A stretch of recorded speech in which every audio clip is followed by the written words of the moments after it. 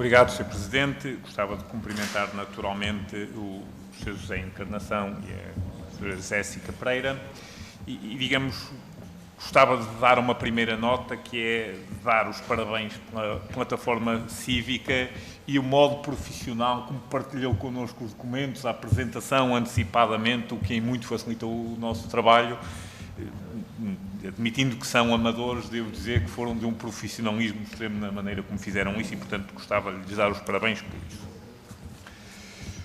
Particularmente relativamente à apresentação, eu devo dizer que o PSD não tem dúvidas quanto à necessidade de se construir um novo aeroporto, isso é ponto assente. Não temos dúvidas também quanto à urgência de tomar a decisão, isso também creio que é ponto assente. E não temos dúvidas que devemos tomar a melhor decisão, não numa perspectiva de curto prazo, mas de médio e longo prazo, que é desse investimento que estamos a falar.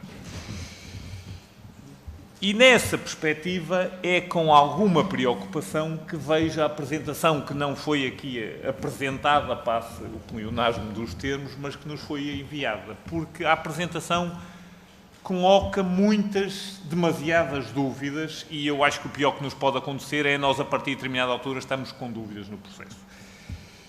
Eu gostava de ver respondido, em primeiro lugar, um conjunto de afirmações que estão lá e que são afirmações muito diretas, muito claras e que não nos deixam confortáveis com todo o processo.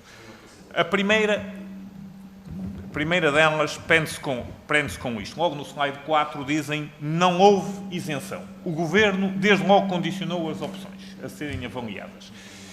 Eu pergunto relativamente a isto se o condicionamento é pelas 3 opções escolhidas ou se há algum outro indício.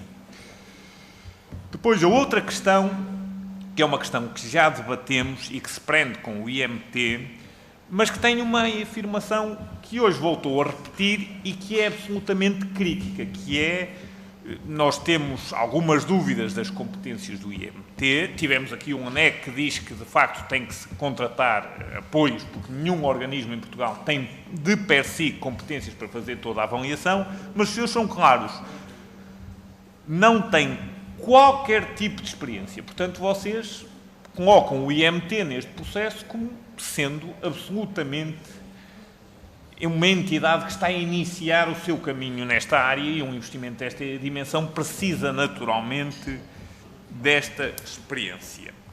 E particularmente indo àquilo que é o foco da questão, que é a avaliação ambiental estratégica e o interesse do Estado espanhol, a pergunta que se faz é: como é que o IMT, ou o Governo, o Presidente do IMT afirmou que quem iria fazer a avaliação é, de facto, o Governo, a decisão cabe ao Governo, não cabe ao IMT, mas como é que pode acautelar verdadeiramente, e aquilo que nós nos preocupa, não é tanto o conflito de interesse jurídico, mas o conflito de interesse estratégico, ou seja, o Estado português não pode ter, em algum momento, qualquer dúvida que o interesse estratégico do Estado português é defendido. Ou seja, com esta premissa de que o IMT não tem nenhuma experiência, com a premissa do próprio Presidente do IMT, que basicamente elaborou um procedimento, se vê aqui algum caminho, alguma solução para acautelar este interesse estratégico do Estado português.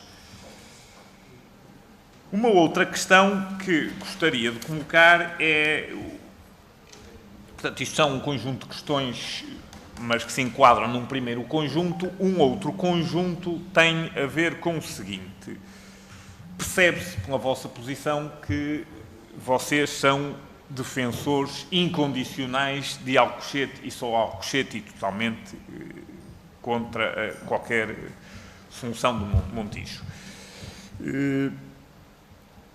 Devo dizer que qualquer uma destas funções, do ponto de vista técnico e económico, tem naturalmente vantagens e desvantagens e, portanto, eu acho que para não termos dúvidas devemos conhecê-las sem grandes fanatismos para depois decidirmos em consciência.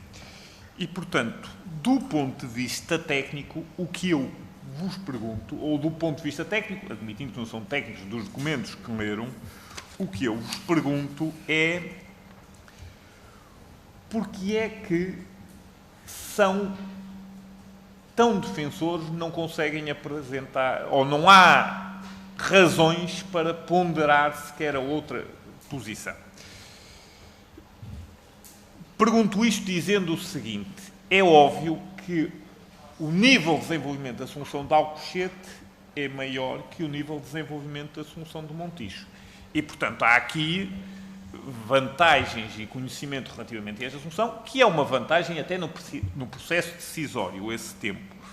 Mas, porquê esta oposição tão feroz, quase sem identificar qualquer benefício à Assunção Montijo, e porquê esta adesão tão apaixonada à Assunção Alcochete, mesmo sabendo-se que a Assunção tem outro nível de desenvolvimento?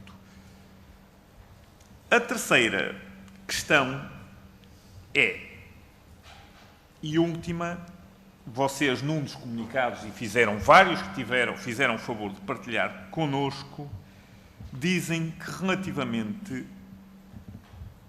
à avaliação ambiental estratégica, que no fundo, admitindo que isto segue o caminho normal, será a base da nossa decisão. Vocês usam estes três adjetivos. Ou ela teria que ser isenta, teria que ser credível e teria que ser tecnicamente sustentável. E o que nos dão a entender é que nenhuma destas três condições foi reunida no tal processo. E, portanto, o que vos pergunto objetivamente, o que vos leva, não diria dizer, mas pelo menos a pensar que ela nem foi isenta, nem credível, nem tecnicamente sustentável, porque temos que dirimir, e compete a esta Assembleia dirimir essas dúvidas, fiscalizar essas dúvidas, sob pena de não conseguirmos avançar com elas. Muito obrigado.